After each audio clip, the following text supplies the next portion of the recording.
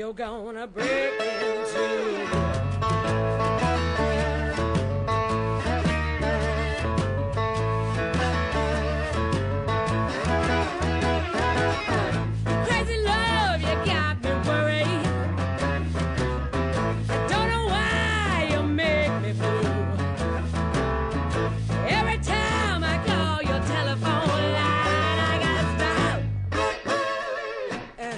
Up on you.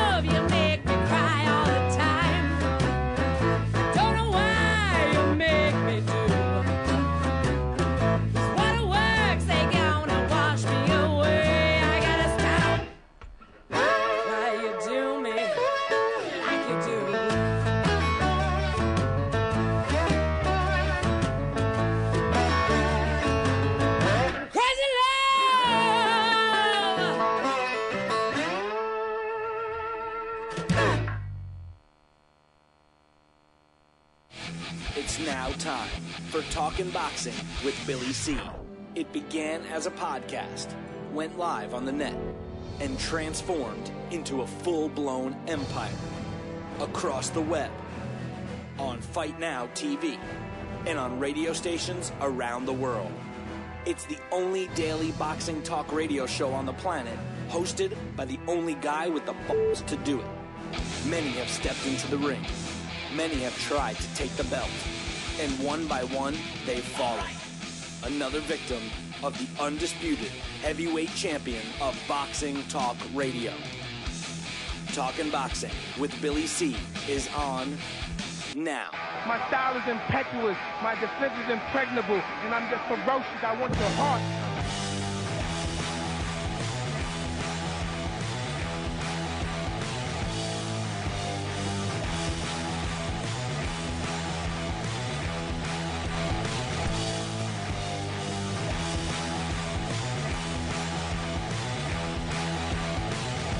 And we're coming to you live from the Billy C studio in Lake George, New York. I'm Bill Calagione. It's time for Talking Boxing with Billy C. Good morning, good day, good evening, whenever you're listening.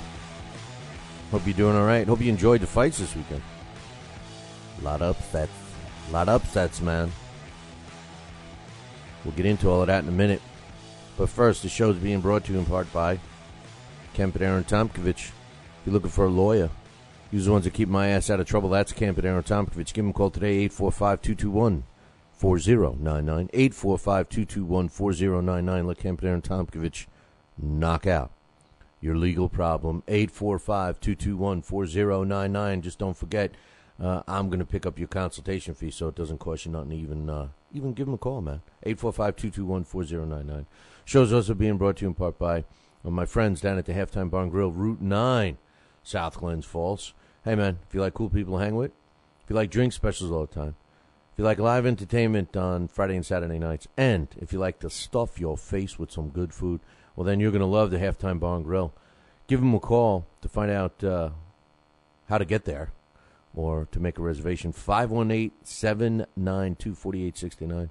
518-792-4869. Halftime Bar and Grill, Route 9, South Glens Falls. And, of course, the show's being brought to you in part by my friends over at the Ringside.com. That's right. Ringside.com for all your boxing equipment needs. There's only one place to go, and that's Ringside.com.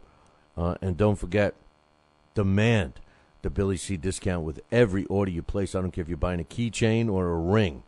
Tell them that you want the Billy C discount. And for all of you boxing trainers or gym owners or anybody out there that buys a bunch of stuff at one time, make sure you drop me an email, Billy@TalkinBoxing, TalkinBoxing.com, and I'll get you even a bigger and better discount at ringside.com. I'll keep you posted on all the specials. They got other specials going on too, but they usually don't get them to me until Tuesday. I got some emails to go over. I got some, of course, all of the fight results from the weekend. We're going to talk about the unification bout in the lightweight division, Ricky Burns and Miguel Vasquez. We got a purse bid for Marco Cattenhook and Oli Afalobi. Also, we're going to talk a little bit about a lot of the experts saying that Showtime made a mistake with this humongous money deal they gave to Floyd Mayweather. Many are predicting that they're going to lose money over this. And speaking of Floyd Mayweather, we had the poll question up. Do you think that Floyd is actually going to fight the 6 fights within the 30 months that they announced? So far, 85.7 of you say nay, nay. 14.3 say yes. So cast your vote. It's up on BillyCBoxing.com right now. Tony Thompson, we'll get to this, but, I picked David Price this week with the Billy C Challenge, but I told you that he was going to be a live underdog. My hang-up with Tony Thompson is he's just slow as molasses. But if he can connect, well, David Price sees what happens when he connects, and we're going to talk about that in a little bit, but I just can't help but mention, I love the fact that Tony Thompson is calling Tyson Fury a sissy. That's kind of funny to me. I don't know. Hey, I got an announcement to make, and this is really some good news, to tell you the truth. I'll be talking about it a little more later on the show, but now, as you know, we launched, I told you guys that we got at least 6. We actually got 7 new shows that are coming to you this year. Definitely 6. The 7th we're holding off on a little bit, maybe. But right now we got the Billy C's Change My Mind, which airs on LDL TV on Thursday nights. So make sure you mark that one down. We're going to have a new episode this weekend. This Thursday, I should say. I'll tell you about that tomorrow. I got some other stuff, too. I'm going to let the cat out of the bag. We got a new show. As a matter of fact, it's going to start next week. It's called, you're going to see this theme here. Everything's always got the Billy C in front of it. Billy C's Talk to Me, man. Billy C's Talk to Me, man. What it is it's going to be a show. It's going to air on Mondays. And it's going to air live right here on BillyCBoxing.com. And what it is it's going to be a show that is going to just basically open up the phone lines. That's all it is.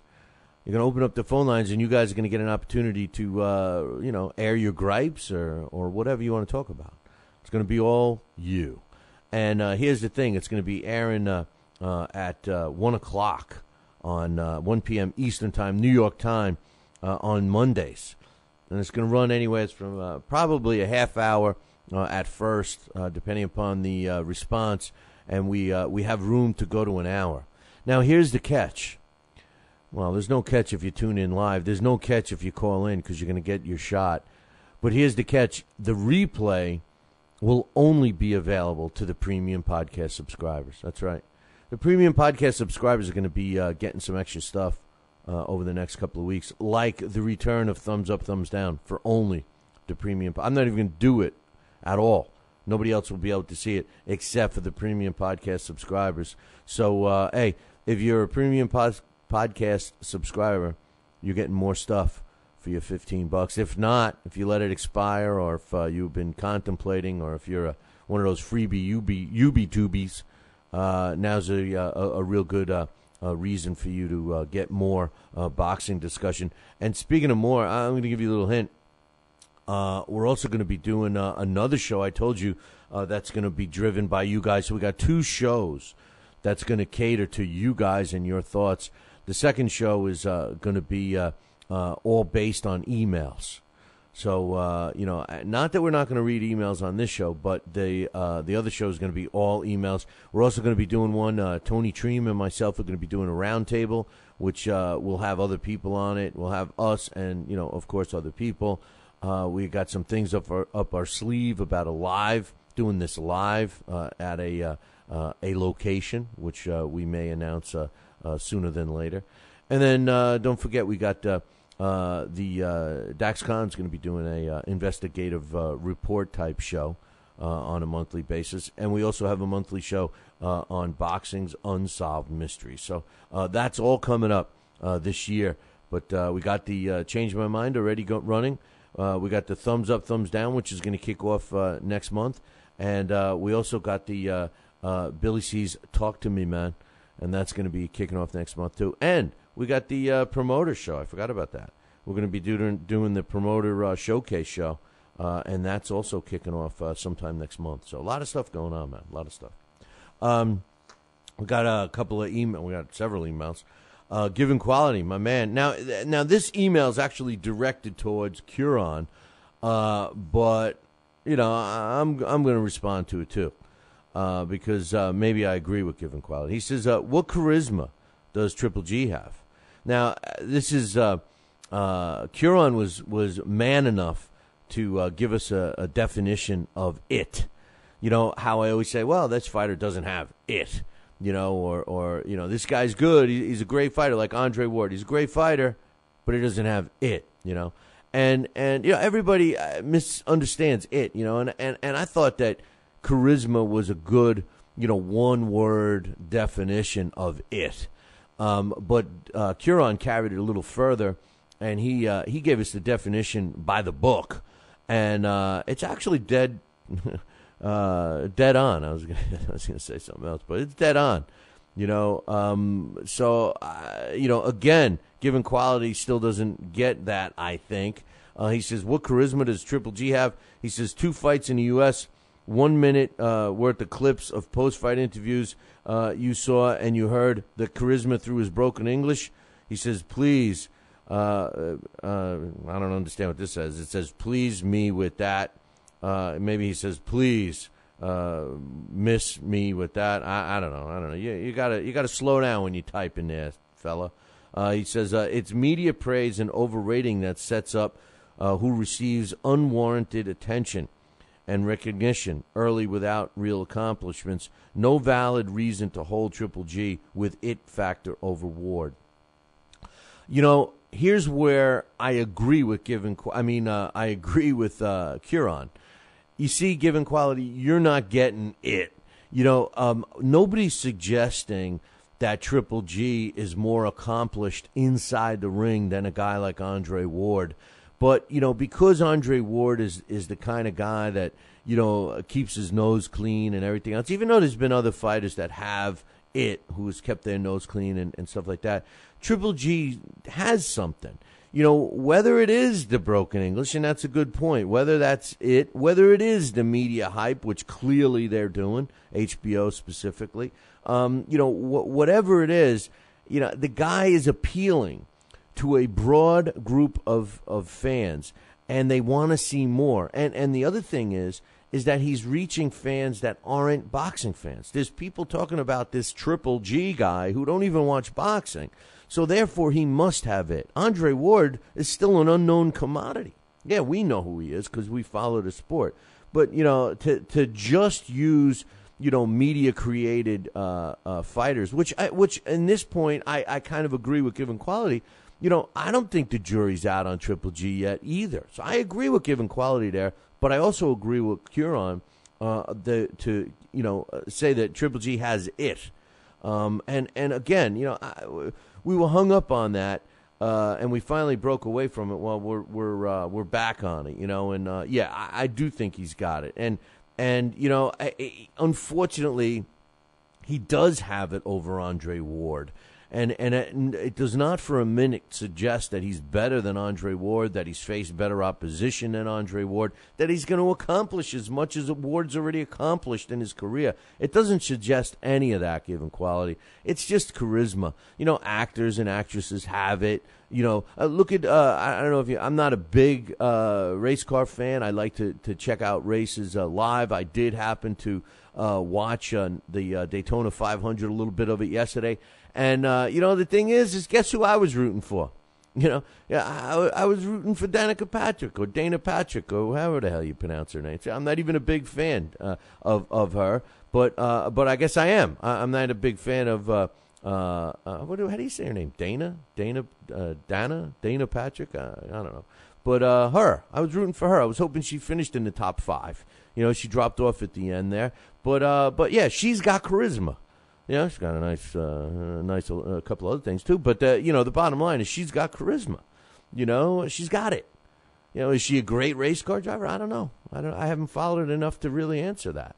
You know, she wasn't great enough to finish in the top 5 yesterday. You know, but she definitely has it. You know, the winner, I can't even tell you who won. So, I mean, it's all relative, man. It's all relative. Anyway, listen, I'm going to take a short break. When I come back, I got some more emails. We got the fight results. We got a whole lot of stuff coming up in about 2. If you're in upstate New York and you need a trucking company, then you need Rosselli Enterprises. Rosselli Enterprises is trucking at its finest. They have it all. Dump trucks, dump trailers, walk-in floors, flatbeds, flowboys, tankers, loaders, and a full line of roll-off containers for any job, big or small. Rosselli Enterprises is also the source for all your sand, gravel, and topsoil needs. Visit them on the web at RosselliTrucking.com or call 315-433-5115. That's 315-433-5115 and tell them Billy C sent you. Are you ready, America? Then let's get it on with Fight Now TV. It's time, fight fans. Your channel has arrived. All the fights, all the names, all the action. From world-class boxing events to mixed martial arts showdowns and other combat sports matchups, Fight Now TV delivers the hits and more. Call your television provider and tell them you want to get it on with Fight Now TV. For more details, go to fightnow.com. We've got a great matchup tonight. Fighting out of the left corner is the #1 ranked contender. No, he is not. I'm sorry, but who are you? I am the ideal computer. I am programmed to provide only fair and unbiased boxing rankings. This fighter is the #15 ranked contender. Fair and unbiased boxing rankings? That's a new concept. Actually, it is not. The IBO has provided unbiased computerized rankings for many years. Well, we've still got a great fight tonight, folks. In the left corner is the #15 ranked contender. The IBO, the champion of integrity. Learn more at IBOBoxing.com. Check out BillyCBoxing.com now, or feel the wrath of the mighty mustache. Oh, that hurts. Why are you doing that to my face? I hate you. That's BillyCBoxing.com. Consider this your warning. As a young boy, all Billy C dreamed about was one day having his own catchphrase. And we're back. And we're back. One boy, one dream, one day, everyone will say. And we're back. And we're back. And we're back. And we're back. And we're back. And we're back. Catchphrase coming soon to a theater near you.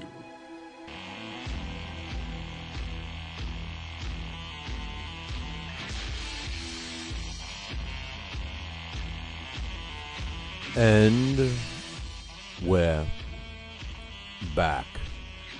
You're listening to the Talking Boxing Billy C Show. You're watching a replay on LDL TV. Glad you could join us. Speaking of LDL TV, don't forget, man, April 13th, Sal Sinicola returns. 53 years old. 53, man. And thanks to our own genius. Well, he's a trivia genius for sure. And he's just an information guru, Henry Haskap.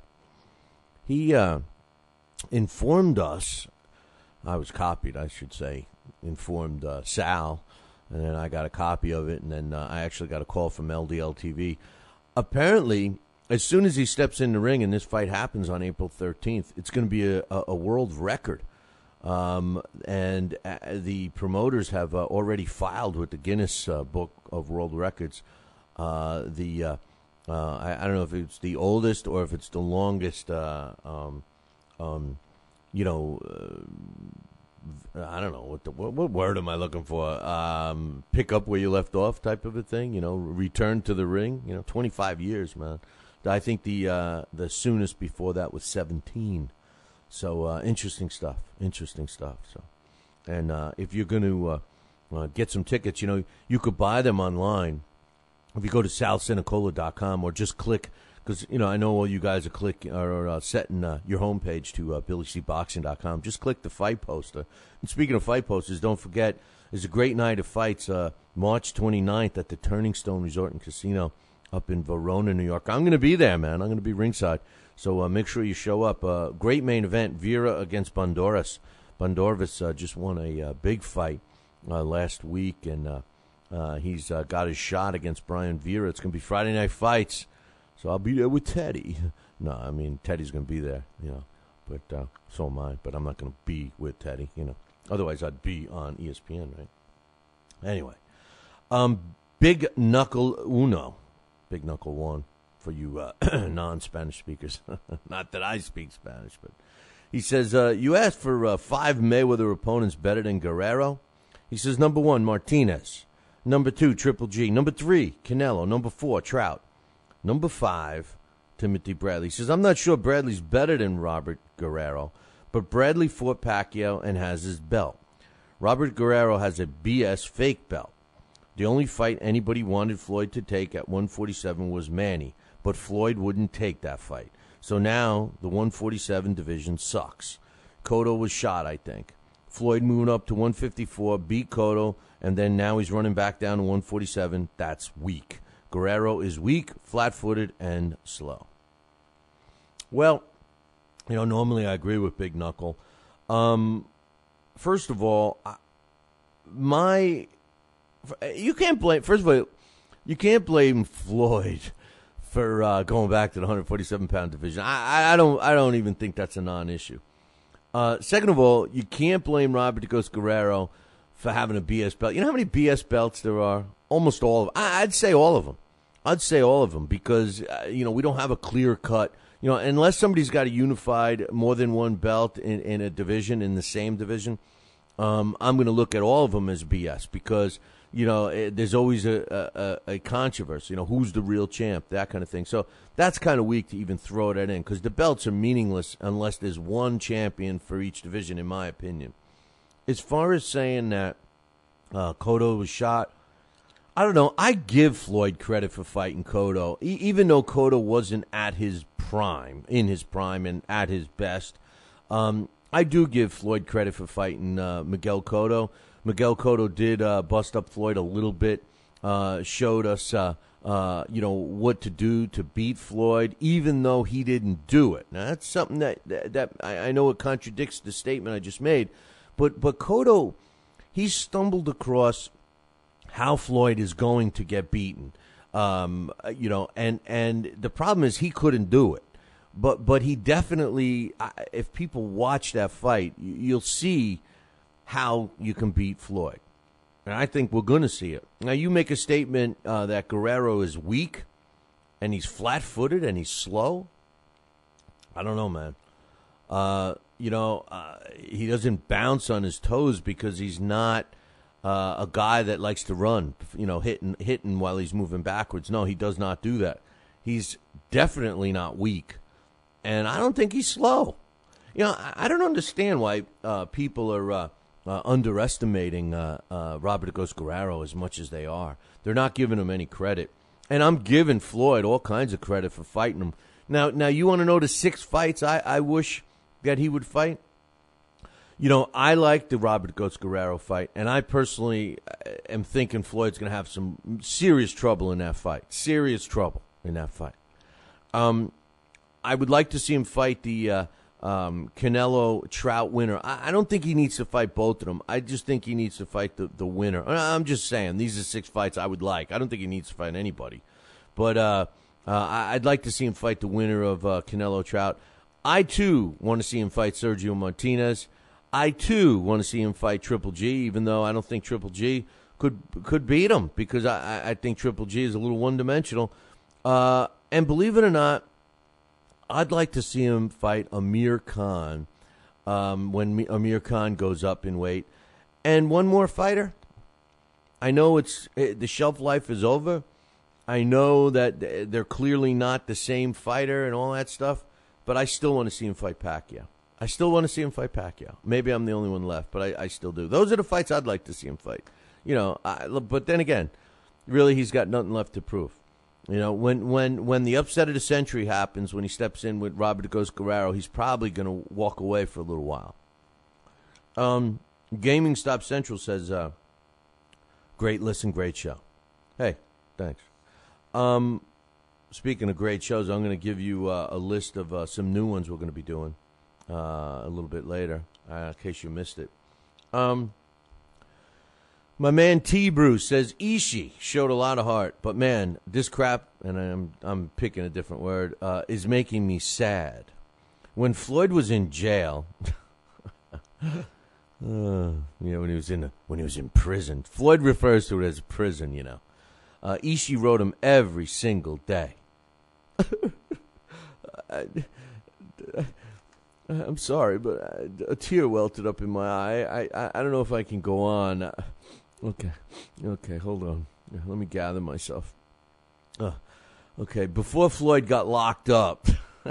That's so funny. It's funny to me, man. It's funny because this is like his persona, gangster, going to prison, he makes it look cool, Ishii asked him for a chance. Please, Floyd, may I have a chance? May I have a chance? And Floyd, he gave him a chance. He gave him an untelevised bout. Then Floyd did his time. Yeah, what was it? How many days? He didn't even do it all. But whatever.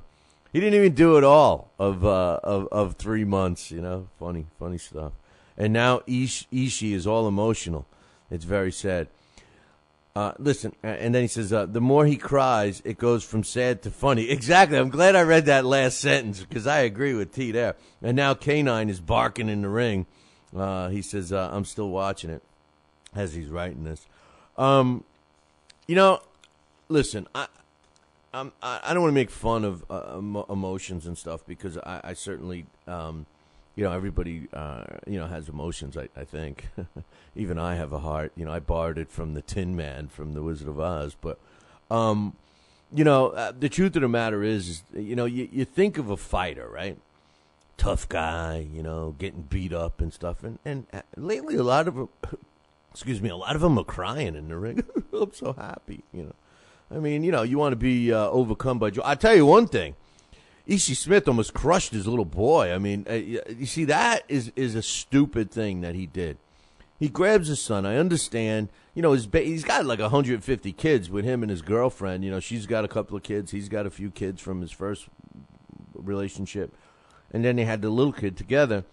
And the little baby was, he didn't look that old, maybe a year old, maybe. I don't know. And, obviously Ishii wanted him there. But, he's got him in his arms, and then he collapses on the canvas. And I don't know if you caught the look on this kid's face. I mean, that could be a very devastating thing for a young baby that's still in the developmental stage. Here he is in the middle of a ring. There's chaos. There's all kinds of stuff. There's thousands of people around him. He's watching his dad crying, and then all of a sudden somebody pulls the kid away because, it looked like he was going to get stamped, like a stampede, trampled and stuff. I obviously can sympathize with Ishii Smith, not thinking clearly. But, man, I'm glad somebody took him out of there because that could have been a really horrific scene, in my opinion. T says one more thing. I like how Showtime used Floyd tonight. See, I don't. He's promoting, doing interviews, and working hard as a trainer. I did like the way Floyd looked as a trainer. He seemed for the first time, and maybe I'm the only one that ever even considered this. I'm sure all you Floyd lovers out there already thought of this, but I didn't. Floyd, I hope he stays in boxing when he hangs up the gloves, because he showed me. I was impressed. I didn't hear really a lot of instruction. I heard instruction coming from another guy in the corner. But I was impressed with how Floyd knew when to jack up his fighter and knew when to keep his fighter calm. And I think that's good. That's good, man. And what I liked about it is that Floyd showed me something I wasn't aware of. You put on a different hat when you're a trainer. And this is where I think it's going to fail Floyd as a fighter. Floyd thinks that he can make all the decisions on his own.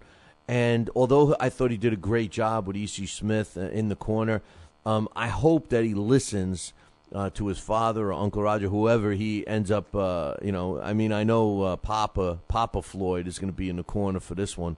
I just hope he listens to them and values their criticism, because as a trainer and you're watching from the sidelines, so to speak, you see things that you don't see as a fighter. He says, I thought it was cool to see him yelling at Jay Leon when he stopped fighting due to his opponent complaining how low the shots were. HBO never had Floyd doing side interviews and whatnot. Yeah, I don't know why I said Ishii, but it was Jay Leon Love that he really did. I think he was in the corner for Ishii too, but not as the main trainer. He says, I also thought the whole Mayweather trial segment was a creative way to make Floyd answer questions about certain fighters. If you ask him straight up, he may change the subject, but they made it a segment, so he's forced to kind of think to keep up with it, and we got some answers out of him. This is all very new, and I think change is good. I hope you talk about the fights from the new Mayweather fighter, Jay Leon and Ishii doing his thing. Jay Leon runs, and I didn't like it. He got busted up, but it was good for him to get a good opponent on his resume. Everything Floyd said, I had those same thoughts for a while. When I think like a promoter, I would want any fighter to have easy fights, a tough one in a while, so he can get experience with credible wins over time. I hate how Golden Boy moved Canelo. Now he looks back at his resume. He hasn't really accomplished anything. Hope you talk about these smaller name fights on the show. Of course I will. He says, another thing, other than Jay Leon running, which I didn't like, he would have planted his feet, would have done more damage. Those jabs were a waste of energy fighting that big guy. He got hurt once in a while, and Jay Leon stepped it up a little, but the guy had confidence, built up the guy's confidence. I recorded the fight, so I fast forwarded any time they had Floyd Mayweather sitting at the podium. I have no interest in listening to what he has to say, but I did like his corner work. I will comment on the rest of this stuff in about 2. Are you ready, America? Then let's get it on with Fight Now TV. It's time, fight fans. Your channel has arrived. All the fights, all the names, all the action. From world-class boxing events to mixed martial arts showdowns and other combat sports matchups, Fight Now TV delivers the hits and more. Call your television provider and tell them you want to get it on with Fight Now TV. For more details, go to fightnow.com. Broadcasting in all corners of the globe, on the web and radio. He would scoff at a stretcher, that man, I would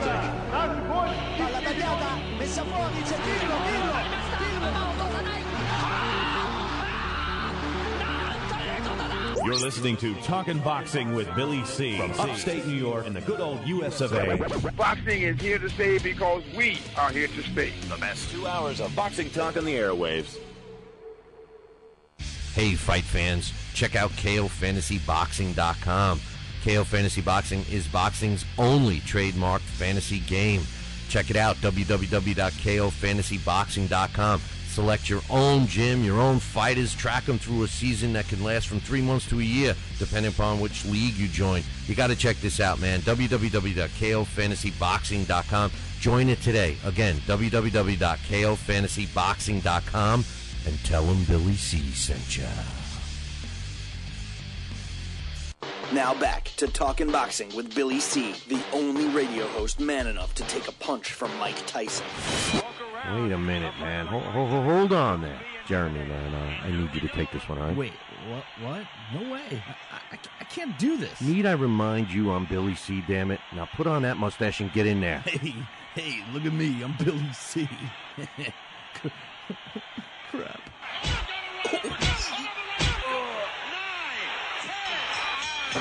The undisputed heavyweight champion of Boxing Talk Radio. It's Talkin' Boxing with Billy C.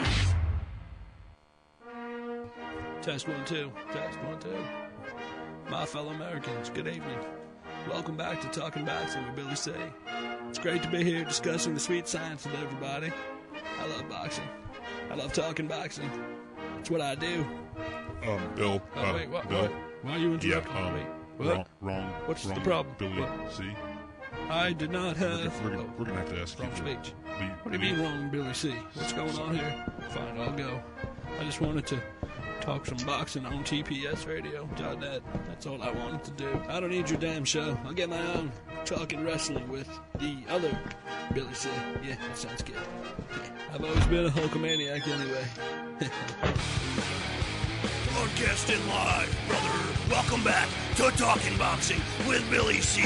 on the mighty TPSradio.net, brother. What you gonna do, brother?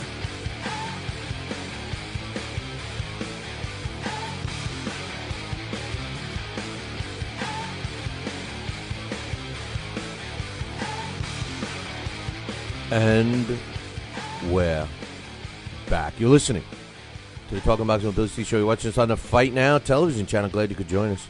If you don't have Fight Now on your sports channel lineup, you need to call your local television provider and tell them that you want Fight Now right now.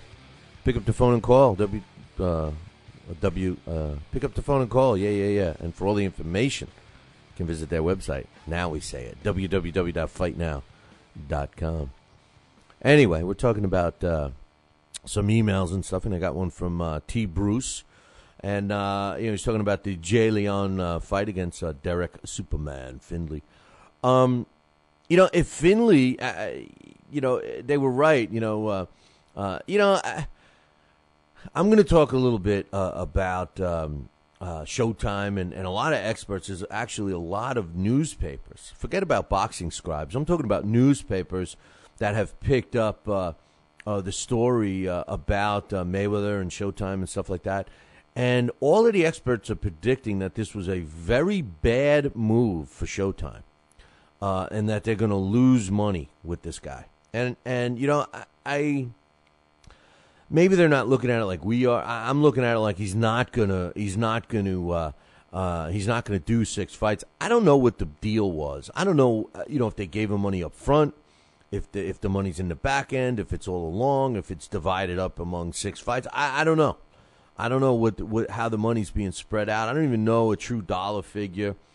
But if they were stupid enough to throw all kinds of money at Floyd, and like what T. Bruce is saying, and what Hangin just said in the chat room, or maybe it was it was Chatty Factory, when they bring out the birthday cake, $1,000 bill with Floyd.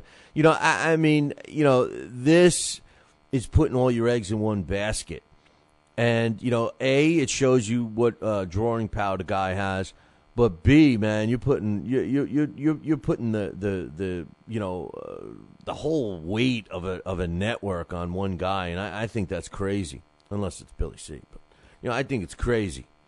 This isn't even the same guy. Another thing I found hilarious was how they kept saying, all of a sudden, if you notice, now Showtime to me I always respected them for being non-biased, right?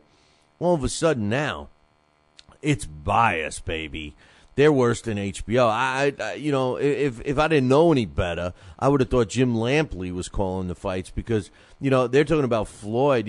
When they said the words, Floyd wants his fighters to fight tough fights the way he did on the way up, I was like, what? Come on, man. What are you talking about? Whatever. But, listen, Derek Findlay, Al Bernstein hit it on the head. If this guy actually delivered his punches correctly instead of so wide home run shots. I think Love would have went down in that fight. He definitely got rocked a few times. My man Curon says, "Can you believe Prize Fighter? The guy has more lives than an undead cat." He says, "Damn it!" Now, of course, he's referring to the Prize Fighter. Thomas Newman. Hello, Newman. Was supposed to give us a ringside report, which he didn't. But that doesn't surprise me because this guy is said he was going to do things so many times. My mistake is I announced it on the show, so I promise I'm never going to ask him for another thing again. I'm going on air saying it right now. The only people that I value when they cover stuff is people that actually back up what they say.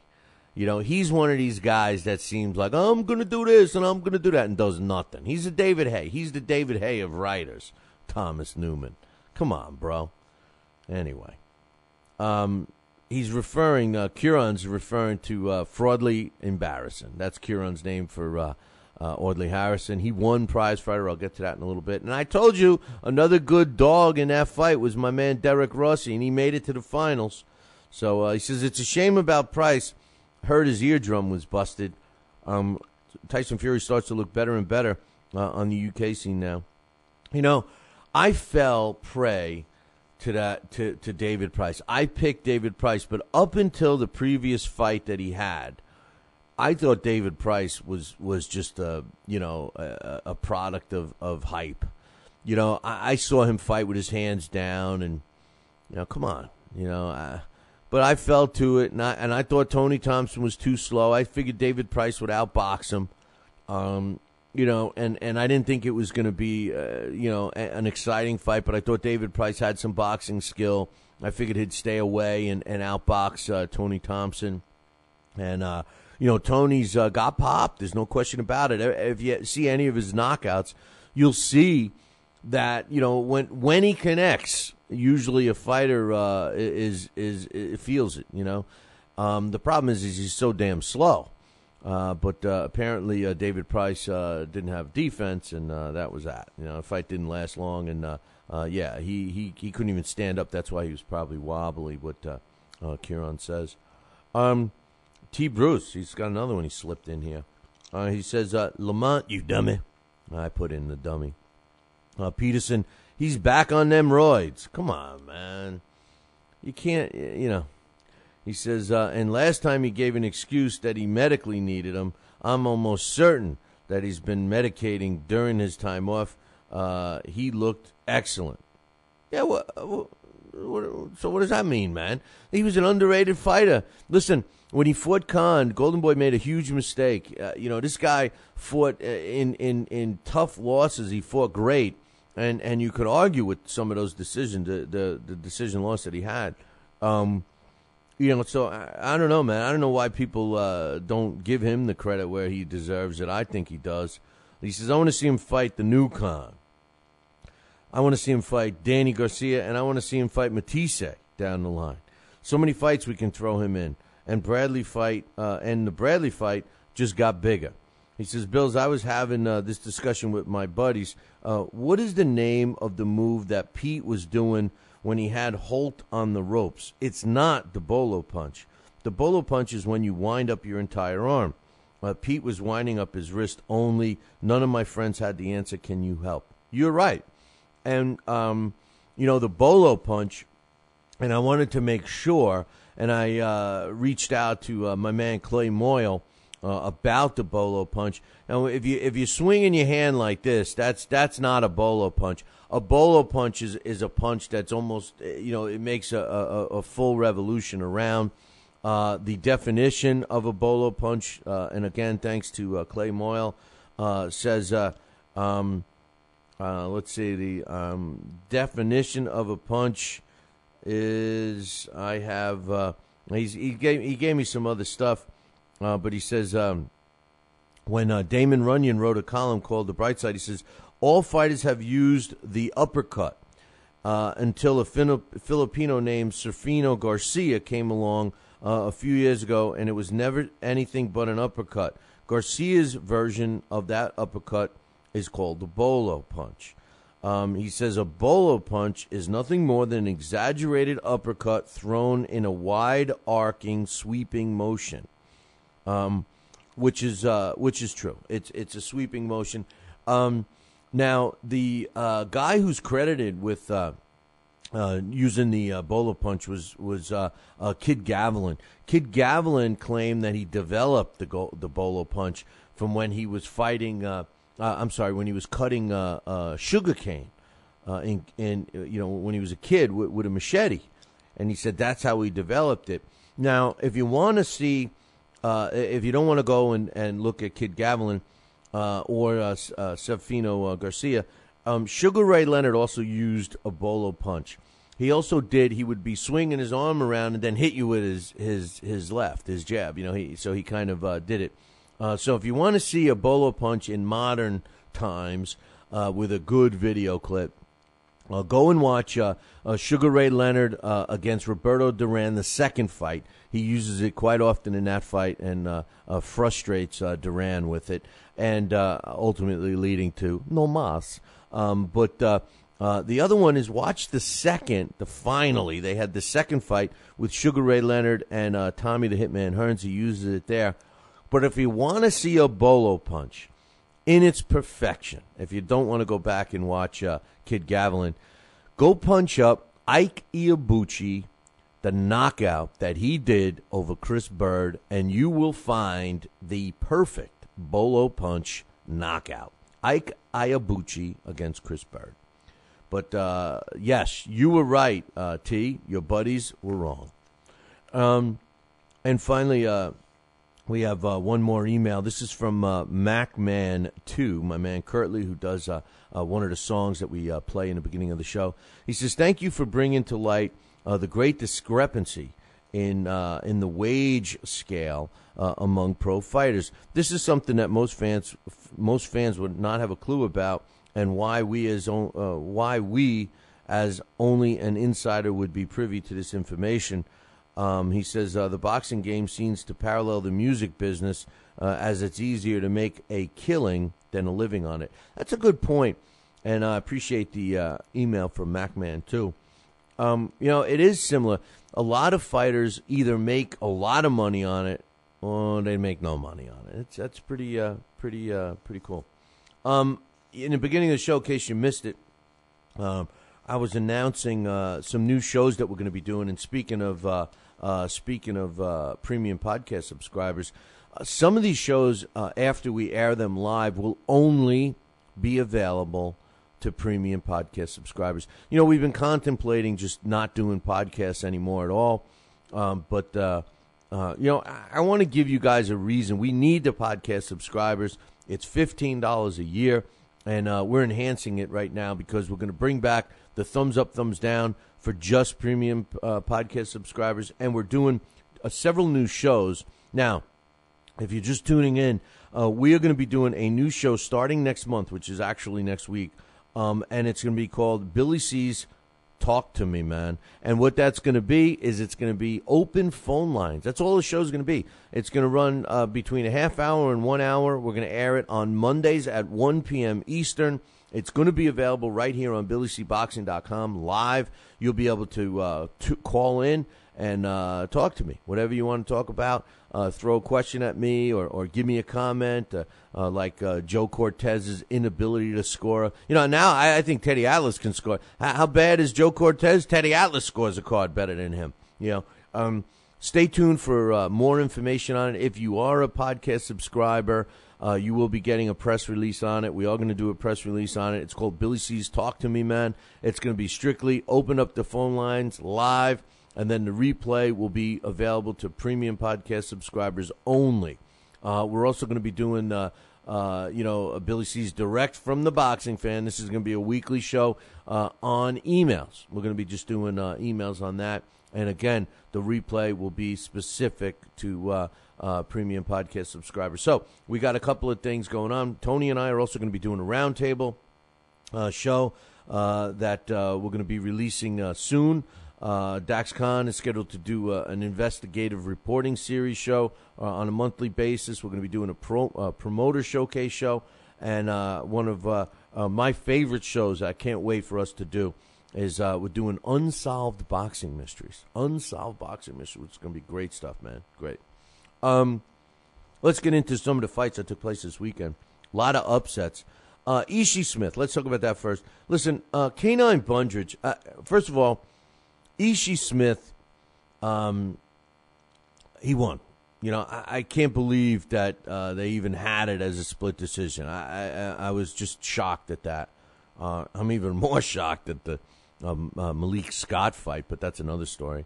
You know, K9 Bundridge does one thing. You know, I said this. I picked Smith. Most of you guys picked Bundridge. I picked Smith. The reason why I picked Smith is because K9 does one thing. And he did one thing on Saturday night. That's it. That's all he does. He comes at you and tries to land the old... Tom Molyneux used to throw a punch like that, and I know Alex Papali is listening, and he knows what I mean. They called it the hammer punch. And it's really just basically K9 Bundridge's punch, you know. And, you know, the bottom line is that's all he did. He was huffing and puffing after the third round. You know, Ishii Smith didn't do much either. It was a kind of a boring fight. You know, Bundridge, you know, you look at the two body types and you would have thought, first of all, I would have thought that Bundridge outweighed Ishii Smith by about 30 pounds the way they looked. But, you know, if Bundridge moved a little bit and kept his hands up and threw a jab every once in a while, I think he stops Ishii Smith. Although Ishii's never been knocked out, I think he does. Ishii Smith did what he had to do, came on strong. He won the fight. He improved to 25 wins, 5 losses, 11 of his wins come by knockout. K9 Bundridge lost his title. He's now 32-5 with 19 KOs. The way the judges scored it, 116-111 on two of the judges. That's the way I scored it. I thought it was the same. And then the third judge had it 114-113 for Bundridge. You know, what was it? His cousin or something? I mean, come on, man. What the hell fight was that? How can you score that like that? You know? And by the way, I'm not going to tell you how nerve-wracking Paulie Malignaggi was because I think it speaks for itself. The only thing I enjoyed a little about him was he didn't, you know, he shut up a little more. You know, he shut up a little more. So, you know, they didn't have to, you know, mute his mic. The other guy, I don't, you know, whatever his name is, Morallo, whatever, he's awful, man. He's awful. I mean, you know, what's wrong with Barry Tompkins? Listen, Barry Tompkins and Steve Farhood on the Showbox series, those guys, you know, how about those two and Al? That, you know, I don't know if you can get a better broadcast team than Barry Tompkins, Steve Farhood, and Al Bernstein. You know, to me, those three, unless you throw in Billy C, but those three are the best, you know, and they work well together and everything else. On HBO side, I like Bob Papa and Max, even though I'm not a huge Max fan. I like Max and Bob Papa. You know, these guys, these two major networks have to make some changes, man. They have to make some changes because they, you know, Showtime is losing all of the momentum that they picked up over the last couple of years. They really are. You know, this whole revolve around Mayweather thing is going to be the death of them. And I'm not the one that's saying that. There's a lot of, if you punch it up, there's several news. I know the Daily News had it in there. Several other major newspapers all are predicting a bad financial move for Showtime. And I'll tell you, nothing against Joe Cortez. I mean, I think he's one of the worst referees to ever, you know, put on a pair of sneakers. But he's even a worse judge, man. He can't score a fight. Why do they have him on there? What does he bring? You know, I mean, what does he bring? You know, to me, he doesn't, you know, when you're watching a broadcast, you know, what you're looking for, or at least what I think, if I was a suit, you know, I would try to enhance the viewing experience. Those are the key words. We want to enhance our viewers' experience during this fight, right? Or during this broadcast, whatever. Yes, I was crunching on a cough drop. And, you know, the bottom line is this. How do you enhance it with a guy, and no disrespect, but number one, you can't even understand him. You know, he sounds punch drunk, and he's got broken English. So, you know, I mean, Freddie Roach, you can understand more than Joe Cortez, And then, to me, he doesn't add anything. When the referee took the point away, when Bundridge hit Ishii Smith when he was down, which, incidentally, ask any referee, he's supposed to bring the guy around to the judges so everybody knows who you're actually taking a point away from. Joe Cortez was, I guess he was okay saying that he justified that, that the referee was justified in doing that. But then all we ever heard from Cortez after that was his scorecard, which was, ridiculous. He and Teddy should get a couple of coloring books and crayons. Don't give him scorecards. J. Leon Love, he improved to 15-0 with 8 knockouts when he fought a late sub in Derek Superman Finley, who drops to 20-9 with 13 knockouts, which is kind of surprising, isn't it? Because this kid comes to fight. He's tough. He looks muscular. J. Leon Love's stock, I think, went down a little bit. Or this is how he's going to fight when he fights a real opponent. And Finley's not, he's no Superman, despite his nickname. 100-90, 99-91, 99-91. You see, now I don't think that it was that big of a gap. I didn't score that one, but I didn't think it was that big of a gap. I'm sorry. How about the Malik Scott and Cesar Glazkov fight? Listen, man, I picked Glazkov, and I thought that this guy would fight. I thought Don Turner was great when Chris Mannix, I think, asked him a question. Hey, Don, what do you got to do in there? And he looks at him, me? I don't got to do nothing. He's got to do it. And I told him what he's got to do. Listen, Don Turner hit it on the head, man. Glazkov was not throwing punches. And here's the thing. They wanted him to get Malik Scott into the corner and work him over. And every friggin' time he got him in the corner, he stepped back and let Malik Scott use his arm length advantage. And to hear that fight end up as a draw was nothing less than a total robbery. I mean, listen, man, who was the commission on that one again? Who was it? Oh, New York. I see. The New York State Athletic Commission. Oh, when the cab driver, who's the Ralph Petrillo, is sitting there, who thinks who he is, any guy that makes sure, now do you notice that he always makes sure that he's in the camera shot? He gets more camera time than the fighters get. And by the way, I can't stand when referees come out, and we saw it this weekend a lot, with referees you never saw before and everything else. They come out with their little thing. One guy, what was the rookie? It was his first year as a professional referee, and he comes out with a coin phrase. I forget. But the worst I've heard was the one in that fight. Let's get popping. Let's get popping. What? Let's get popping. Man, listen, it's not about the referees. I don't know. Is it me? Come on, all you younger viewers and listeners out there, drop me an email, man. Billy at TalkinBoxing, TalkinBoxing. Is it me? Do you enjoy that? Should I shut the F up about that? When I watch old clips of fights and, even I'm going to say old, let's say the 80s, let's say the 70s, you very rarely see the guy in the shot. Mills Lane, let's get it on, was something that came out. I didn't mind that with Mills Lane. For some reason, I didn't. Because he was such a good referee. Maybe because he was a no-nonsense guy. Maybe because of a lot of things. But he never tried to steal the show. That was his thing, and that's it. Today's referee trying to come up with it with their little patented line, and then making sure that they say it. Let's get popping. He says it real loud. Listen, that was when.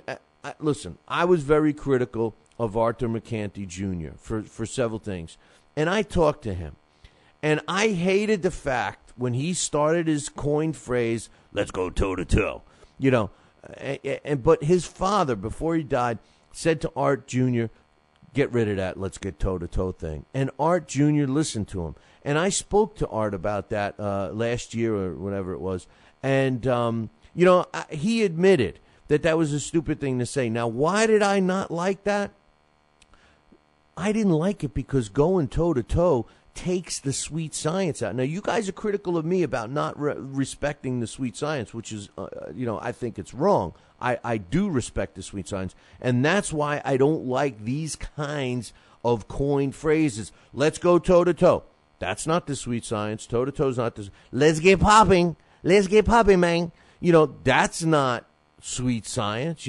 Let's rumble. Let's rumble.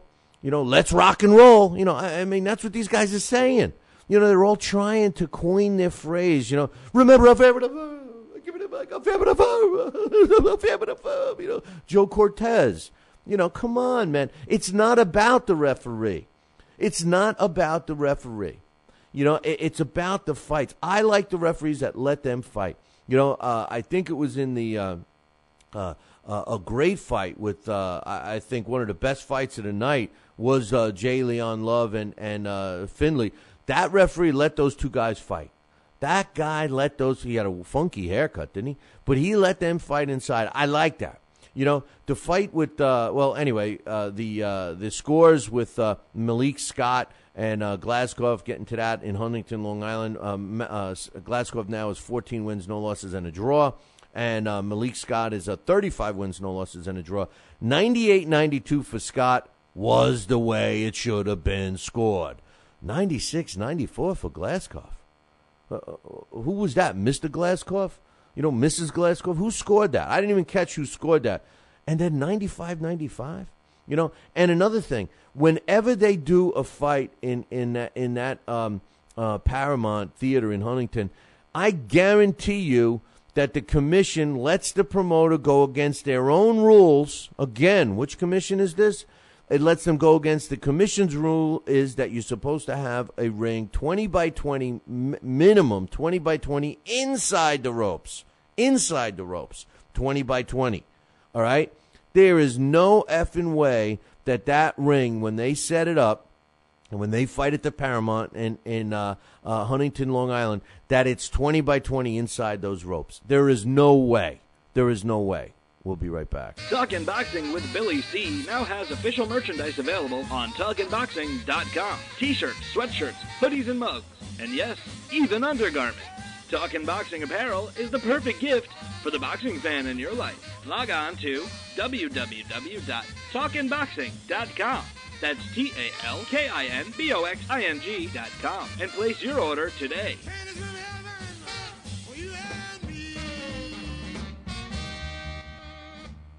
Join us here for 2 hours as Billy and the gang do what they do best. Every time I start talking about boxing, a white man got to pull Rocky Marciano out their ass. Rocky Marciano was good, but compared to Joe Louis, Rocky Marciano ain't... Hit Joe Louis's ass. Joe Louis was 75 years old when he fought. Huh? What? We're supposed to be talking boxing. It's Talking Boxing with Billy C. As Billy C. sits here in the multi-million-dollar Talkin' Boxing studios, sipping a fine wine before you're even out of bed, you should be thinking, damn, I wish I had a mustache like his. It's the Talkin' Boxing with Billy C. show. He's Billy C., and you're not. Sucks to be you. Now let's dig into our archives and hear a rare interview when Billy C. first became the champion of boxing talk radio. Hello, Billy C. As the new champ, can we ask you a few questions? Why, certainly. Okay, your fans would like to know how you and your corner have successfully walloped the competition. We're not ordinary people. We're morons. Anything else? I'm a victim of circumstance. Did your success finally come when you made the show 5 days a week for 2 hours? What do you think? I'm trying to think, but nothing happens. Now, please tell the listeners what you've learned from making it this far. Certainly. If at first you don't succeed, keep on sucking till you do succeed. Great words of wisdom, Billy C. Keep up the great work as the undisputed People's Champion with your show, Talkin' Boxing with Billy C. Any last words to anyone who's listening? This is your fault, you bonehead.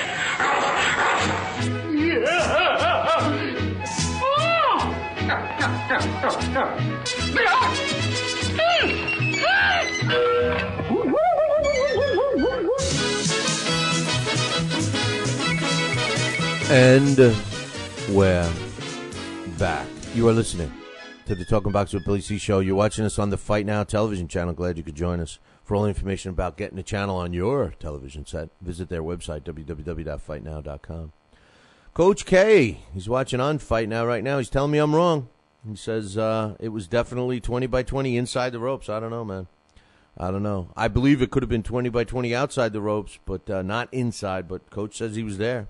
Says he was there. You know, I guess he had a tape measure on him. But I don't know, man. It's certainly, I guess TV is making it look bad. So sorry, New York Commission. You know, but still, Ralph, take off the cabbie hat, huh? Come on, you think you're that much? You know, Ralph, you must think you're really cool or something. I don't know, man. I don't know. You know, I'd wear a suit and tie if I were you, Ralph. What happened to that? You know, I mean, every other commission that I see that's reputable, and even the ones that aren't, they, you know, the people that you know are the main people are wearing a tie and a jacket. You know, except for him, he wears a sweater. You know, a couple times he was wearing a cabbie hat. You know, come on, man, you're bald. We all know it. Come on, man. Anyway, Chris Algieri, he improved to 15-0 on the undercard of the Malik Scott and Glasgow fight with 7 knockouts. I love that fight. I thought Peralta was going to upset him there, but Algieri took control of that fight. I think it also proved something that I think Dax said last week. He said Algieri's never going to win a world title, or never going to be world title or world class, you know, top level. I agree. The scores were a little out of whack, I thought. 2 of the judges scored it. One had it 97-93. The other had it 98-92. I think the third was the most accurate at 96-94. I think the last couple of rounds, Algieri, got himself the win.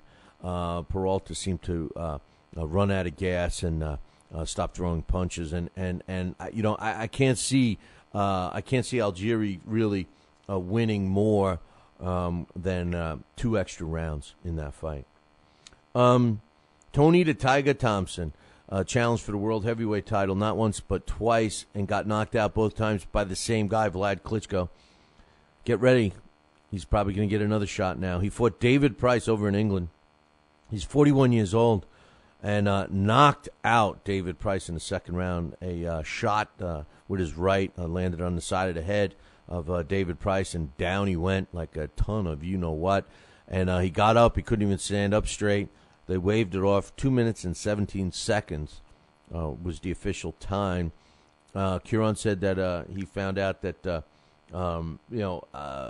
he broke his eardrum, which makes sense. That's probably why the wobbling. David Price loses for the first time in his career. He's 15-1 now with 13 knockouts. Tony the Tiger Thompson, 37-3 now, 25 KOs. Remember, 2 of those 3 losses were at the hands of Vlad Klitschko. The other one was early in his career. So, anyway. Coach, you're biased, man. He obviously, Coach is biased to Algieri because he's a New York guy. He's saying Algieri outworked Peralta big time. In the last couple of rounds, he did. In the last couple of rounds, in the beginning, Peralta was hurting him, man. Those body shots and some of those shots that just sent him back. The problem is that Algieri he's a much better boxer, and he knew when to hold on. He held on a lot in that fight in the early rounds, but in a fight that probably shouldn't have happened over in Poland, but did very well with the ratings and viewers and LiveGate and everything else. Andrew Golota steps in the ring after 3.5 years, and he goes in with a guy, Premslaw Salita, who had been out for 7 years. And I don't know if you caught this fight. If you didn't, go watch it. I'll tell you the truth. I was talking about this on Friday. You know, it's bad when you get an older fighter, 45 years old or whatever, and he's fighting a 28-year-old, 30-year-old.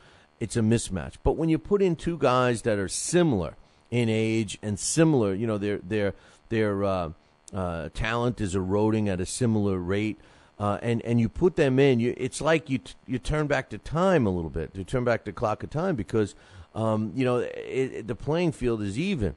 And, man, were the Polish fans treated to a great fight. These 2 guys were just out to kill each other. And in the end, Salita knocked out Andrew Golota and in the 6th round to improve to 44 wins, 7 losses with 22 knockouts. And Andrew Golota loses for the 9th time. His record is now 41-9 with a draw with 33 knockouts. My question is Golota going to make it an even 10 losses? Is he going to come back again? The prize fighter, what a great prize fighter this was. The winner, 41-year-old Audley Harrison. His record now 31-6 with 23 knockouts.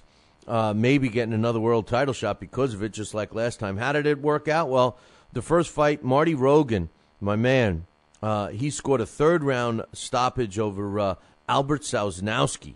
The fight was waved off at 1 minute and 56 seconds. The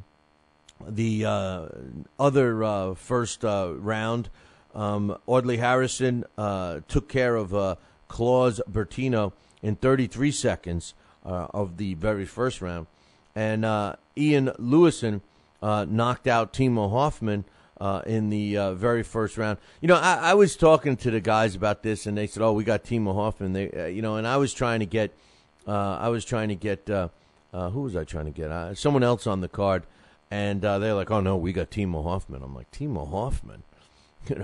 I mean, come on, man. He's nothing, and he didn't even get out of the first round. He was knocked out very quickly, 2 minutes and 2 seconds of the first round.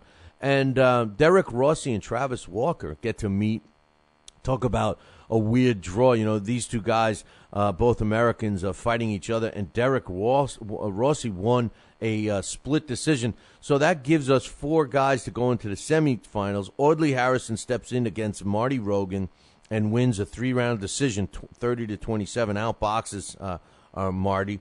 Derek Rossi won a second split decision of the night against Ian Lewiston to improve to 28-5. Lewiston dropped to 7-2-1, was out of tournament. By the way, Marty Rogan, when he dropped out of the tournament, he was 16-4, and when Audley Harrison stepped up, he was 30-6. That set up the winner, the final, which was Audley Harrison against Derek Rossi, and the fight was stopped in the first round, and in the second round, actually. The first round, Derek Rossi was dropped, and then he was dropped again, down and out in the second round with 1 minute and 25 seconds. Audley Harrison, 41 years old, wins his second prize fighter tournament. He's 31-6 now with 23 knockouts. Derek Rossi drops to 28-6. And also, they had the British Olympian in the junior welterweight division, Thomas Starker. He made his pro debut. He improved to 1-0 when he won a 4-round decision over Christian Light, who was 7 wins and 140 losses. Oh, God. Coach, he's saying Rossi was stopped 3 times in his last 6 fights. Yeah, I like that kid. He's such a great kid, though, and you're right. He has been stopped 3 times. Once I was ringside in Denmark when it might have been the first of his of those 3 against Kubot Pulov. Then he was lost again in another fight. I can't recall who he lost to, and then again Saturday against Audley Harrison. Yanni Gonzalez. I love this kid. He improved to 53 wins, 8 losses. 45 knockouts when he won a 12-round decision over Esbulio Oso, who dropped to 21-13. The score is 115-111, 115-112, 116-110. And he said after the fight that now he hopes to get a rematch with WBC featherweight champ Daniel Ponce Leon. I guess he hasn't read all of the mandatories already that the WBC has announced for Daniel Ponce Leon, and the most recent was Abner Mares, even though he's never fought a fight in the featherweight division. My man Giovanni Segura improved to 29-2 with 25 knockouts when he stopped Omar Salido in the 9th round. Salido drops to 23-6 with a couple of draws. The main event on that card was David Sanchez. He improved to 22 wins, 2 losses, and a draw when he won a majority decision over Marlon Tapiles, who dropped to 21-2 with 7 knockouts. He claimed a silver belt. In the light heavyweight division, Anthony Dudchenko improved to 18-2 when he stopped Sabu Balagu in the fifth round. Balagu drops to 8-7 at the time of the stoppage. The fight was fairly close. One judge had it even at 38-38, and the other two had it 39-37. In the super lightweight division, Jose the Sniper Pedraza improved to 12-0 with 8 knockouts when he destroyed Geraldo Zayas in the very first round. Zayas drops to 21-20 with a couple of draws. In the super lightweight division, Marcos Dominguez improved to 19-4 when he picked up a trinket as well when he beat Mario Santiago via a ninth-round stoppage in that one. On Friday night, we saw Lamont Udemy Peterson get back in the winning track, man. 31-1 now with a knockout. With a draw with 16 knockouts. Looked pretty good against Kendall Holt.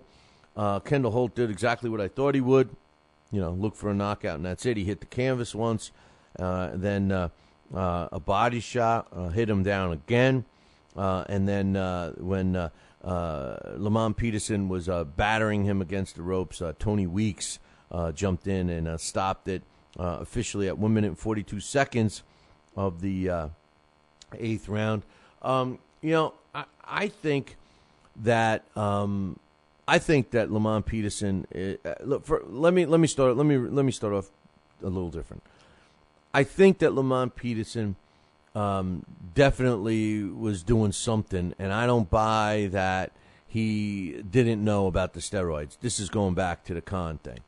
But since then, I think that this guy has made sure that he's kept his nose clean.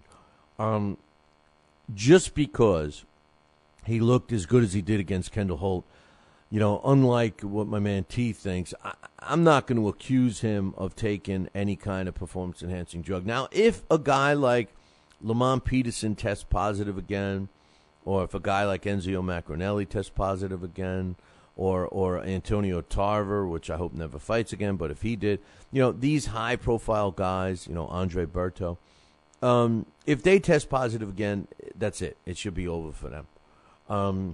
Because, you could say, I didn't know, once. I think that now that we have a list that's available to all the fighters and their trainers and all that other happy jazz, I think the tolerance should be none. The people disagree with me with being banned for life, but, I think there's two things that you should be at least banned for more than 1 year. One, if you get caught with loaded gloves or some kind of cheating with the gloves. And number two, now with the performance-enhancing drug stuff. I just think that those repercussions should be very severe, very severe. And if you ask me, I think that they should be, career-ending, in my opinion. Needless to say, I think Lamont Peterson is a very talented fighter. I think that he got a bad rap. I think for some reason, he was looked upon as being a guy that was not as good as he really is. I think when Golden Boy made the mistake, and I am going to say it was a mistake, for putting Amir Khan in with him, at that point, he was regarded as a guy that wasn't that great, and I think he is. I think he's a very good fighter. He's his business as usual. He goes in there. He can take a shot. He can land flurries when he wants. He's smart. He works the body. I mean, listen. You know how you're always saying, he's a well-rounded, fighter. Now, coach is saying Peterson was on testosterone. He thought he thinks that. What are you talking about for the fight the other night, or the original time? We know that he was on testosterone the original time. He had the implants or something. But do you think, Coach? I'm just curious. Do you think that he was cheating the other night? Because I hope not. I'm not a performance-enhancing drug expert, and I don't claim to be, and I don't even want to be. But I hope this kid wasn't cheating, because if he is, I think he should be banned. Really. In a weird fight, man. It was definitely a weird fight. Alexander Alexiev improved to 24 wins, 2 losses, and a draw with 20 knockouts when he won a 12-round unanimous decision over Garrett Wilson. I agree with a writer that described it as a sparring session, and that's what it looked like to me. Alexiev is a power puncher that seemed to give Garrett Wilson way too much respect. He says no, but they should all be tested by VADA. No what? No, that you don't think that he was on it on Friday night, or what? I just want to make sure I understand, because I don't think he was on anything on Friday night. I'm hoping that he wasn't. And Nevada testing is very expensive. Who's going to pay for it? Not that I don't think that it should be done, but who's going to pay for that? The promoter? Because if it's up to the promoter, they don't care. They don't care. Just like Tony Thompson said in an interview, I don't care. Let everybody take the steroids. I don't know. I think that's what it's going to. I said that one time, and people got all pissed off. I think that's what it's going to evolve to. See, now Chatty's saying, no, he was on something, all right. You're talking about Friday night? I don't know. I believe in you're innocent until proven guilty.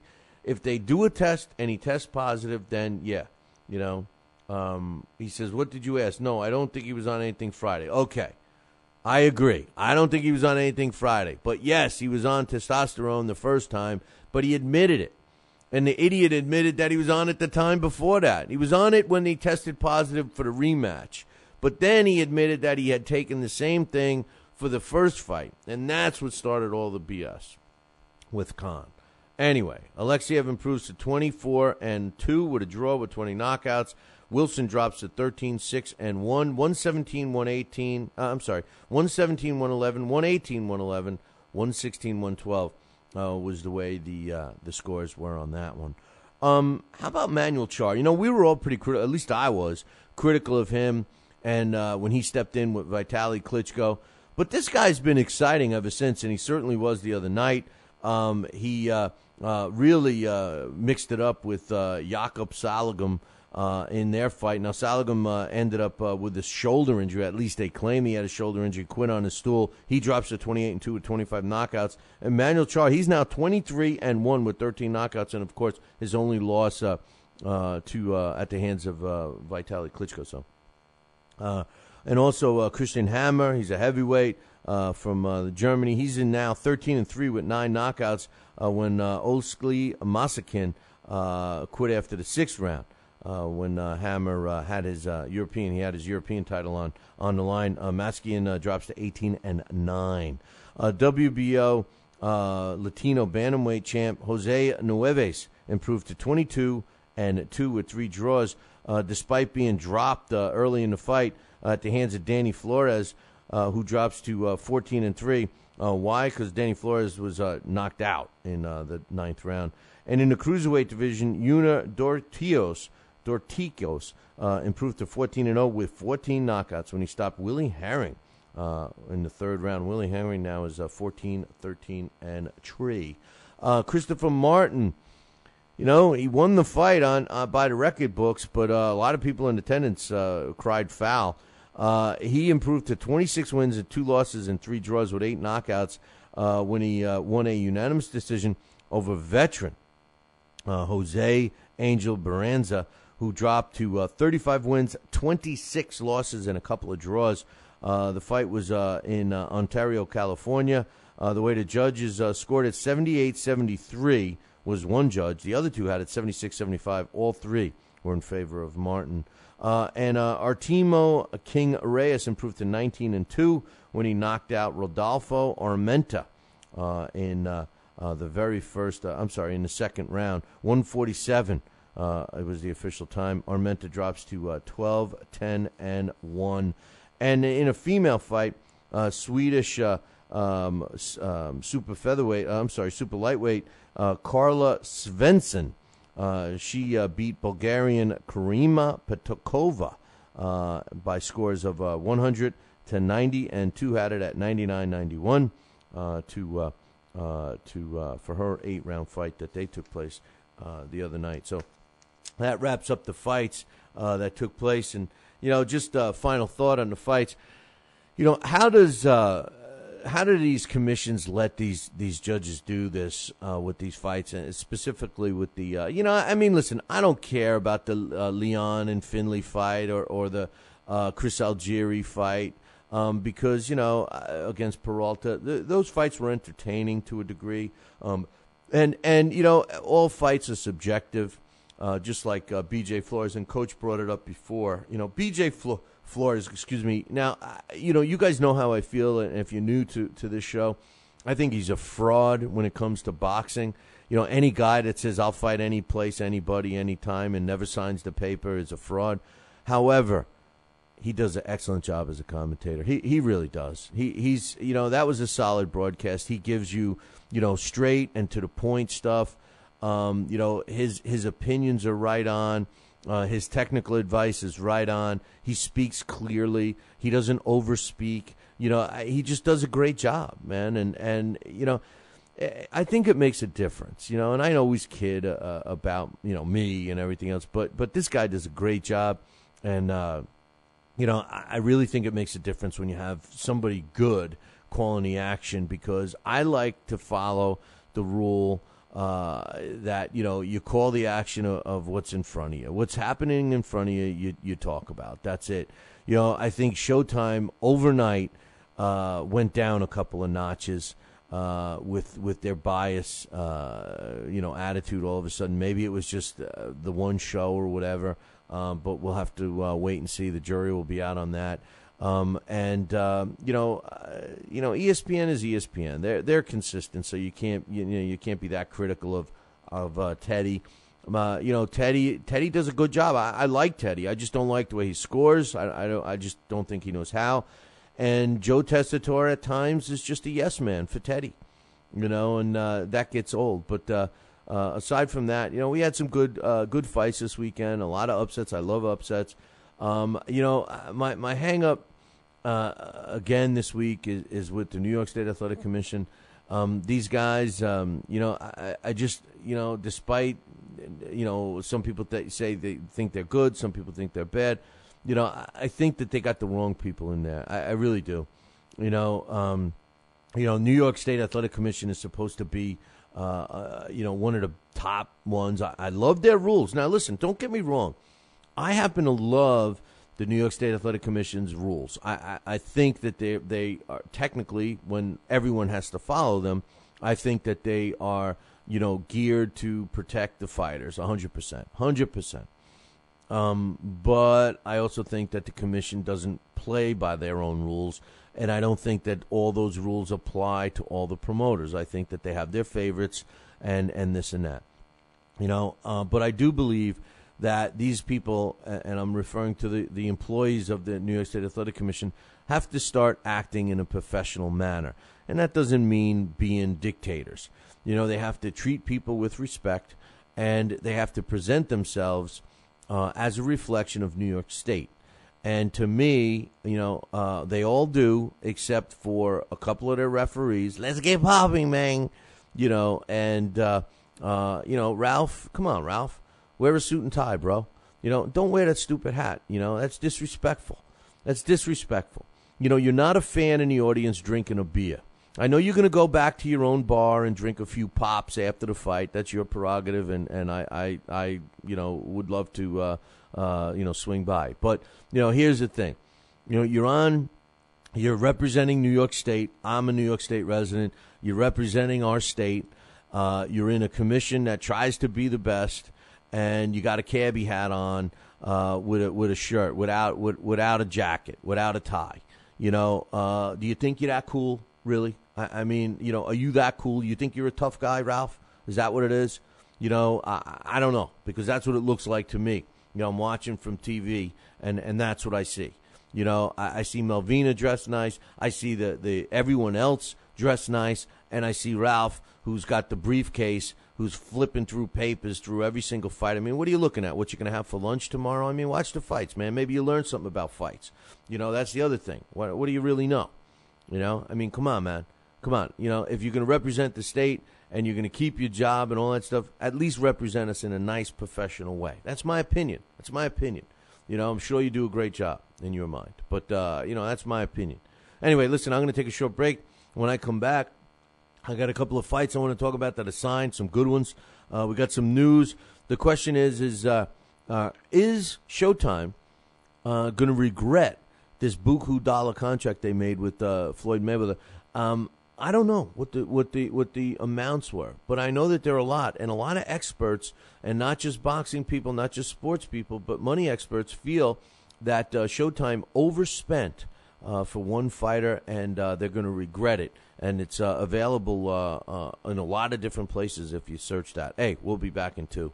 Talking Boxing with Billy C. Every week, 2 hours of the best boxing talk on the radio. I have a bunch of questions, Donnell, right? If you feel like you want to, you can answer for JD first. Why will you win? JD Chapman, why will you win? Maybe Holmes will get sick and get hit by a train that day on the way to the fight, or he might have diarrhea, he might have the flu, he might throw up. One of his eyeballs might fall out that day, and I might get lucky. Talking Boxing with Billy C. If you want your voice heard on Talking Boxing with Billy C., then call our hotline at 845-228-8710. Leave a voicemail, or you could just tell Billy C. that you like his mustache. Should I ask you your opinion about this idea? I'm just trying to give you the encouragement. Listen, all I need from you is to make sure you don't hang up on people. Right. And if we like your call, we'll play it back on the air. You have the knowledge and wisdom of boxing because of what you do and how well you do it. Leave your name, hometown, and what you think of the show. 845-228-8710. We want to hear you. Talking Boxing with Billy C. Every week, 2 hours of the best boxing talk on the radio. Mike Tyson looked like he put on some pounds. He was fat. He went into McDonald's and he just said to them, hey, give me 6 of everything on the menu. He put on 2 watches and covered 2 time zones. I'm talking fat here. Got on the scale the other day and it said, come on, one of you guys got to get off. Last thing I heard is that he jumped into the ocean and he left a ring around the continent. He's fat. Boxing with Billy C. Now back to Talking Boxing with Billy C. He may not have an Excellence in Broadcasting award, but the night's still young. And he's got martinis. So you never know what may be by morning. It's Talking Boxing with Billy C. Talking Boxing with Billy C. The one, the only, Don King. Makes me feel good, Billy, to have you, the #1 show in the country, Talking Boxing with Billy. So I invite each and every American that's listening to this great show to tune in, because we want you to be there with Billy and me. St. Jimmy's coming down across the alleyway, up on the boulevard like a zip gun on parade. Lights on the silhouette, he's just a button edge, coming at you on the count of 1. And we're back. You're listening to the Talking Boxing with Billy C. show. You're watching us on the Fight Now television channel. Glad you could join us. If you don't have Fight Now in your sports channel lineup, you need to call your local television provider and tell them that you want Fight Now right now. It's that simple. Pick up the phone and call. For all of the information about the channel, you can find it on their website, www.fightnow.com. There's going to be a unification bout. You know, earlier in the show I was talking about, somebody wanted to email or said, oh, it's a BS belt. You know what? Really, you could argue the point that they're all BS belts unless there's a unification involved. You know, if you're a middleweight and I'm a middleweight and I got a championship belt and you got a championship belt and Joe Schmo has a championship belt and we're all middleweights, we're all world champions, who's the real champion? You know, are we supposed to give 3 people credit as being a world champion in the same division? We do, but should we? Well, Ricky Burns and Miguel Vasquez are going to be unifying the WBO and IBF belts. See, here's the sad part about this. The sad part about this is the winner will then become elevated to the super champion, and then their regular belt will be stripped from them, and then they'll be put back on a list where they'll become a mandatory fight for the guy that ultimately wins the belt, which I think is totally wrong. But the unification bout, which I love this fight, Ricky Burns against Miguel Vasquez, March 16th, so it's not too far away. The co-main event for the WBO light heavyweight title, Nathan Cleverly against Robin Krasnicki. This was a fight nobody was really happy about, but out of left field, the WBO ordered Nathan Cleverly to do that. So, speaking about a good fight, Brian Vera against Bondoris, that's taking place March 29th at the beautiful Turning Stone Resort and Casino in Verona, New York. It's going to be a Friday night fight, so I know you're going to be able to watch it. It'll be part of our Billy C Challenge, but better yet, I'm going to be there ringside. I'm going to be checking out that fight. I love it up there. Great food, great people, great goyles. Check it out, man. Come on ringside, or if you're going to be there, get yourself a ticket. You could buy tickets right now by visiting our website, www.BillyCBoxing.com, and click the fight post. You can't miss it. It's right there on the front page. And while you're buying tickets for that, you might as well buy tickets for Sal Sanacola's return to the ring after 25 years. And I said earlier about the records, I was wrong. There are a couple other guys, 22 years. It may or may not be the same guy, but Herbert Doc Odom came back. He was a dentist. He had one fight in 1956 and then came back 22 years later and had a fight at age 46. More recently, a guy, Mark Weinman, he took a 21-year layoff and came back and beat Elvis Luciano Martinez. But then I remember, that he lost in his last fight, so he's probably done. A couple of these other guys, the more well-known guys was Tony Ayala, who went to the Slammer, and then after 16 years, 9 months, came back. He was let out of jail, and he went 5-1, and then got arrested again for raping. I mean, this guy's never going to see the light of day again, Tony Ayala. But the guy that impressed me the most, and, everybody thinks, George Foreman, but I think his was 10 years.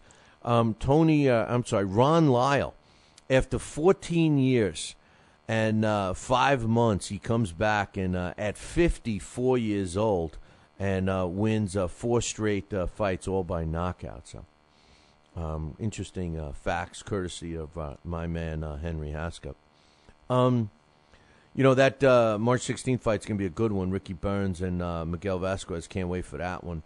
I said earlier in the show that Marco Catton Hook and Ola Afalobi, there's going to be a purse bid tomorrow, 11 a.m., for the rematch between these two guys.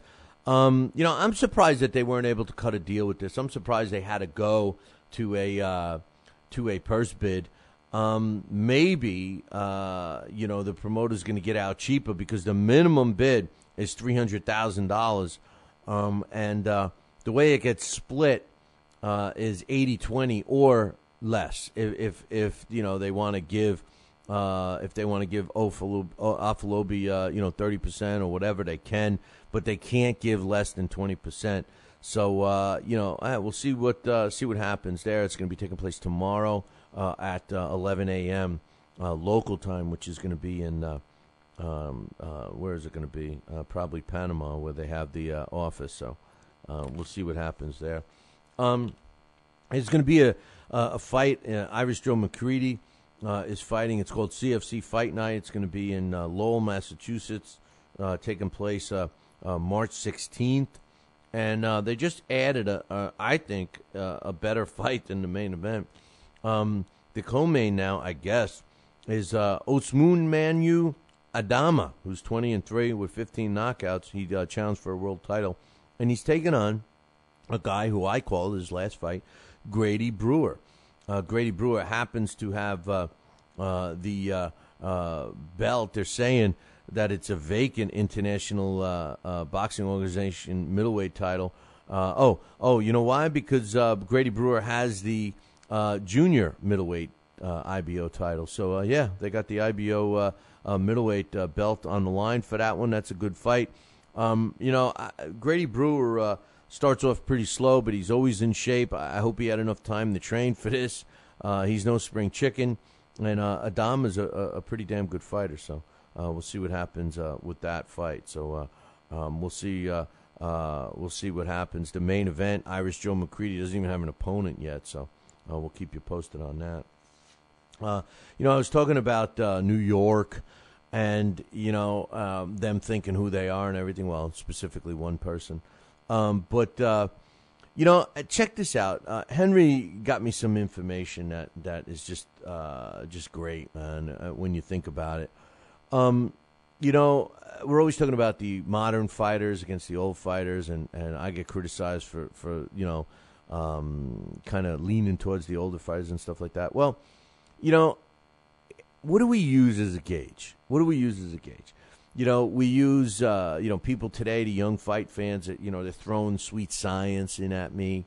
They throw at me the fact that, you look at these all-time great records, and it's true that they fought some slugs along the way, and, if they fight 12, 15, 20 times a year, maybe they're only fighting 4 substantial fights, but the rest of them are slugs. And the modern fan today says, hey, what's the difference? We're seeing 4 or 5 good fights. 3 fights is a busy year for a fighter today. My argument is that those 3 fights aren't good, but forget all of that. If I told you that the numbers, right, like in other words,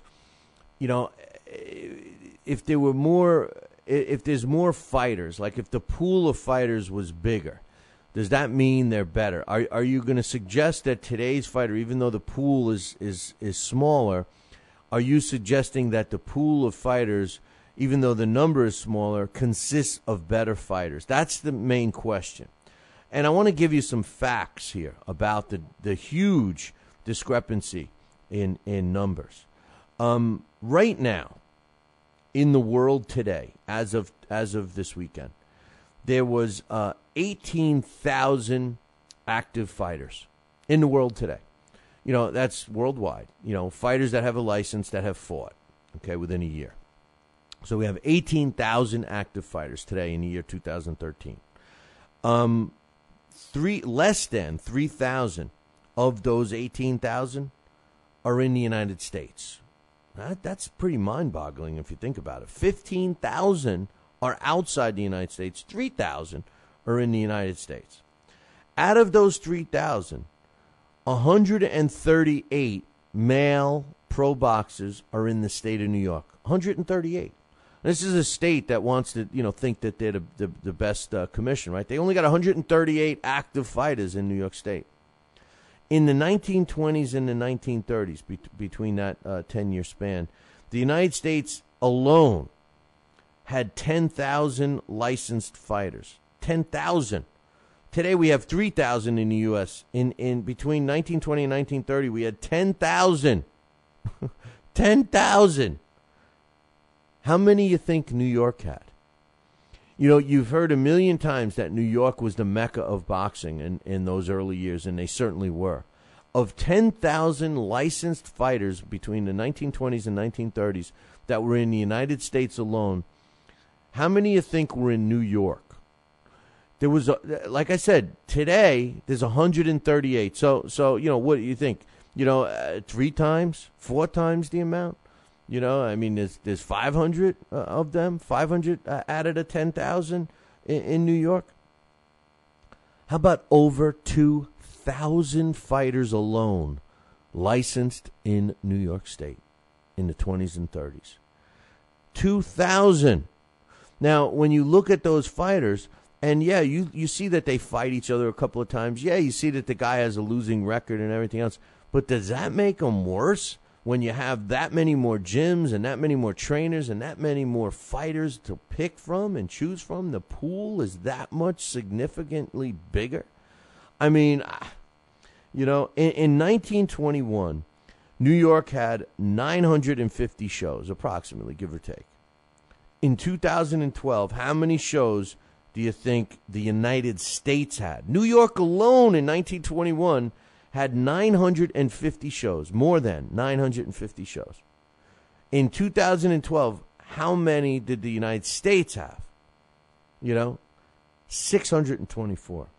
How many did New York have alone? The state that thinks who they are? And in 1921 had 950 shows in 1921. How many did New York have last year? 35. 35 shows in New York State. I don't know about you, but 35 shows, a commission that fumbles and bumbles, fumbling and bumbling and stumbling through 35 shows, and they get paid 6 figures to do this.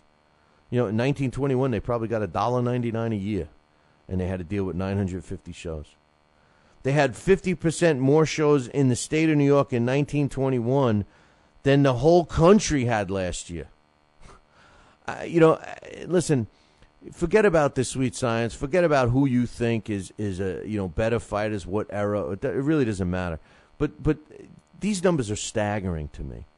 And the bottom line is, first of all, I want to thank Henry for taking the time and doing this. And geez, man, Henry, you got a lot of time. But I knew that these numbers were close because I read a book by Mike Silver. It's called The Arc of Boxing, The Rise and Fall of the Sweet Science. If you've never read it, get it. And tell Mike Silver I told you so. Get the book. It's not a captivating read. I'll be honest. You're not going to read through that book and say to yourself, man, I'm never going to put this down. I'm going to read it in one sitting. But the statistics in that book are unbelievable. And it gets into licensed fighters and all the things that Henry's talking about here. And it really shows you, and he sits back and shows you based on data why the fighters of yesteryear were predominantly better than the fighters of today. And he uses stats to prove it. It's worth the expense for that book. Get it. Tell Mike I told you. He's not telling me to do it. Everybody else wants me to promote their stuff for free, but I love that book, so I'm gonna. In 1929, there was approximately 6,000. This is just some last FYIs for you. In 1929, they had 6,450 shows in the United States. That's 10 times more than they had last year. And the total of 6,450 shows that found. That's what they found, and that's through BoxRec. He says, and that's probably a low estimate. Amazing stuff, man. Amazing stuff, in my opinion. This week we got a couple of fights that we're going to be putting on the challenge and stuff. I just wanted to go over a few real quick. Billy Dib against MG Gradovic. That's a Friday night fight. It's for a world title. Back-to-back weeks that ESPN is going to be airing world title fights.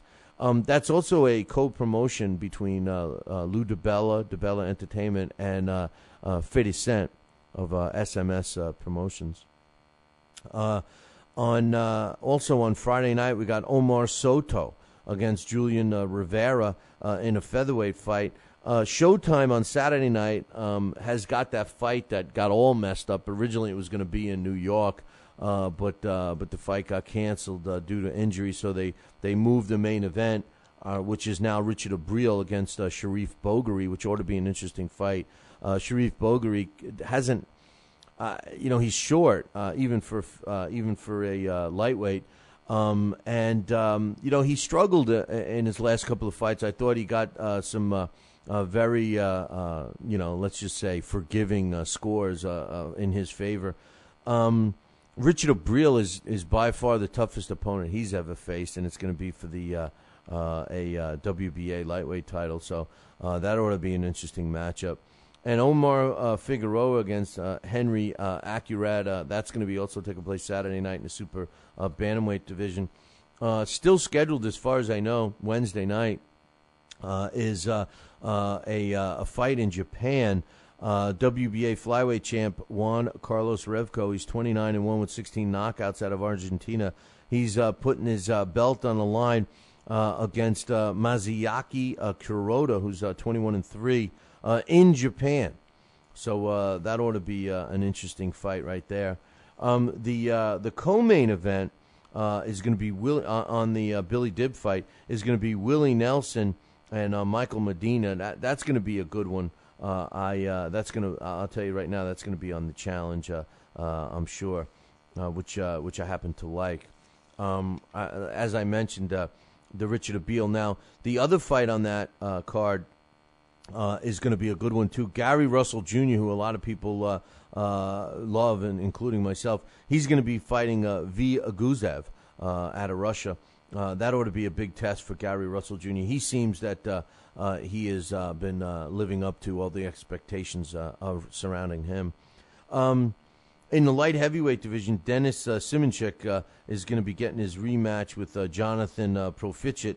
and that's set for March 2nd, too. So a little sneak preview on some of the fights that we plan on having this week on the Billy C Challenge. Now, speaking of the Billy C Challenge, I don't have the stats up there yet, but we will be crowning a winner for February. This past weekend was the last fights for the month of February.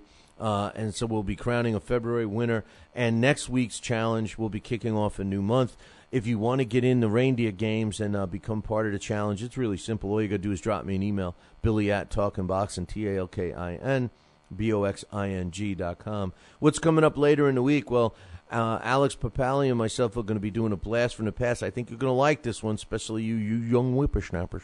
We're going to be doing Marvelous Marvin Hagler. You know, right now, ever since Alex found out, he just can't get that it-eaten grin off of his face, because if you don't know Alex, and if you've never seen him, the first thing you will notice, especially if it's summertime, is that he's got it's practically a full lifelike size tattoo of the Marvelous One.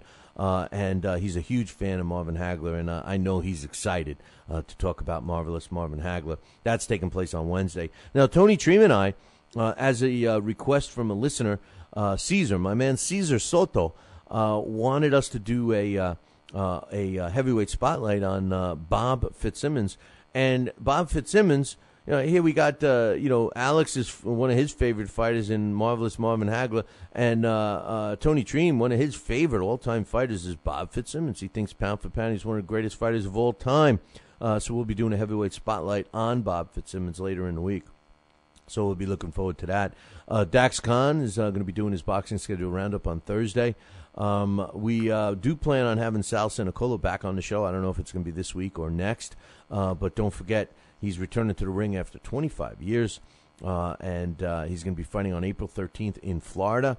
If you can't get tickets, which I suggest that you order tickets now, you can get them right through our website, www.BillyCBoxing.com, and click the fight poster, which you can't miss. You can watch it for free on LDL TV or LDLTV.com. LDL TV will be streaming it for free the way webcast should be. So make sure you mark that one down. April 13th. It's going to be great. I'm going to be calling the action ringside along with my man Nate Campbell, and we should have some special guests along the way. I'm also looking forward to announcing Chevelle Halbach's next fight. We know that it's going to be for the WBF World Junior Welterweight title, and possible opponents are being looked upon now. There was a big fight that was initially scheduled for a world title between Chevelle Halbach and Terry Blair, which they had fought once before, and it was the female fight of the year. And they had been trying to make this rematch for several years, and for one reason or another, it fell through.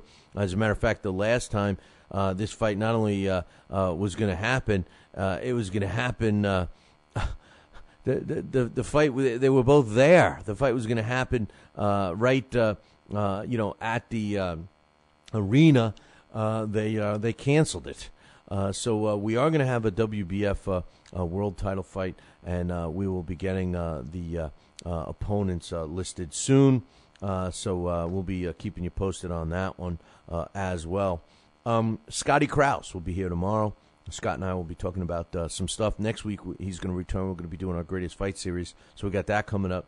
If you're just tuning in late, I mentioned some new shows that we're going to be debuting next week. One is going to be called Billy C's Talk to Me, Man, and what that's about is you. You're going to call me up and talk to me. That's what it is, man. It's going to be a half-hour show or an hour show, depending upon what we're talking about. We have the slots ready. It's going to air live right here on BillyCBoxing.com.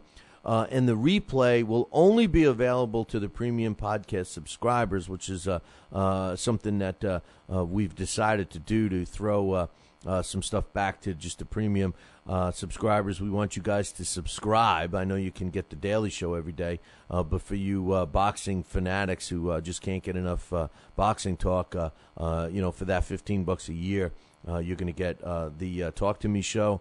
You're also going to get the thumbs up, thumbs down, which was a favorite And we're going to be doing some other stuff, too, that's going to be specific to the premium podcast subscribers. So for all you premium podcast subscribers, you asked and you're receiving now. As far as the Talk to Me show, Talk to Me Man show, I should say, the way it's going to work, we're going to start that show on Mondays, 1 p.m. Eastern Time, right here on BillyCBoxing.com. And you're going to be able to call in and air your gripes or just make a comment or start a discussion, whatever you want. It's totally open to you, and we're looking forward to that as well. We're going to be doing a new Billy C's Change My Mind this week. I will announce who's going to be on and all that happy stuff tomorrow. The rumor had it that Brooklyn Mike was going to be the guy coming on. The problem is we hadn't picked a topic yet. So that's the issue there. We're also going to be airing another show. It's called Billy C's Direct from the Boxing Fan, and what that's going to be is a weekly show that will feature emails. So you'll be able to email us, and we'll comment on those emails, and that will be what the whole show is about. No, we will not be doing away with the emails that we do on this show. This will be a specific show. Most of the fans love that segment, and we just are running out of time on this show, so we decided to create another one. Tony Treem and myself are going to be doing a roundtable show. We have not determined when that's going to kick off. We are probably going to be doing a pilot very soon, maybe as early as next week or the week after. So stay tuned for that. But we got some stuff up our sleeve of how that's going to air and where it's going to air and how it's going to work. It may be a roundtable discussion that initially might just be Tony and myself, but eventually have several people talking and maybe even interaction with live audiences that are going to be at a place. So a lot of good stuff going on there. Don't forget, Dax Khan is going to be starting a show on a monthly basis. It's going to be an investigative reporting show. And also, we have one of my favorite show topics that we're going to be doing is unsolved boxing mysteries. You know, I love this idea so much that I copy protected it, and we are going to be launching that sometime this year. But we're waiting on that because that might be something we might do exclusive to a television network. So we're looking forward to that. So, and one other thing, we have the showcase. We're going to be doing the promoter showcase. Is going to be on where we take a promoter and showcase his fighters and schedule and all that happy stuff. So make sure you check that out. One last thing I want to mention. Every week we've been putting up some slideshows of Tony Treem's photo collection, which is one of the biggest in the sport. This week it's it's different. It's grave sites and tombstones of some of the most famous fighters. So check it out, www.BillyCBoxing.com, and see what those are, man. There's some good ones, that's for sure. Wake up. It's time for the It's Too Early for a Trivia Question. All right. Today's It's Too Early for a Trivia Question is being brought to us by Gleason's Gym in Brooklyn, New York. That's right, man. Check them out on our website, www.BillyCBoxing.com. Click one of their banners, and you can get right to their website. Or give them a call today, 718-797-2872, 718-797-2872. Make sure you tell them Billy C sent you, and demand a Billy C discount if you're signing up for a course, if you're signing up for a membership, or even if you're buying a T-shirt or a hat or something like that. Gleason's Gym, 3 locations right now. You got Brooklyn, New York, you got Manhattan, and you got Jersey. So check it out, Gleason's Gym. Bruce is my man. All right, today's It's Too Early for a Trivia Question, which are given to us by Henry Haskell, was one that was hanging around. I was ready to cash it in, but I gave you guys a huge hint, like the 2 answers almost. Who's the only fighter who never held a world title, but he stopped a future or former lightweight and a light heavyweight champ? My man Alex Thompson, the other Alex, he knew that Florentino Fernandez is the guy. He stopped Patty DeMarco, who was a former lightweight champion in 1959, and then he stopped Jose Torres, who was a future light heavyweight champion in 1963. So congratulations to Alex Thompson. Finally, we got a winner on that one. Okay, today's It's Too Early for a Trivia Question Question is, name the fighter who fought the most fights from the beginning of his career before being defeated by a stoppage. Name the fighter who fought the most fights from the start of his career before being defeated by a stoppage. If you know that answer, email me, Billy@TalkinBoxing. That's TalkinBoxing.com. Who is it, man? Who is it? Do you know? You got to answer it. Email me, Billy@TalkinBoxing.com. This day in boxing history. And finally, this day in boxing history is being brought to us by Campanaro and Tomkovich. If you're looking for a lawyer, usually the ones that keep my ass out of trouble, that is Campanaro and Tomkovich. Give them a call today, 845-221-4099, 845-221-4099. Let Campanaro and Tomkovich knock out your legal problem. 845-221-4099. On this day, February 25th in 1964, Cassius Clay, who changed his name to Muhammad Ali, knocks out my man, Sonny Liston, in the 7th round to win the world heavyweight title. And that took place on this day, February 25th in 1964 in Miami Beach. Hey, man, that concludes our show for today. We got a busy week. Make sure you don't miss 1 second of it. But I do have one other thing to say.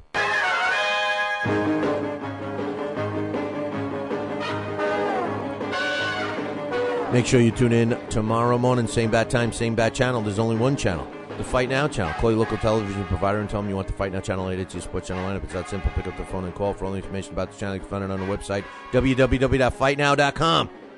See you all tomorrow. Ciao, baby.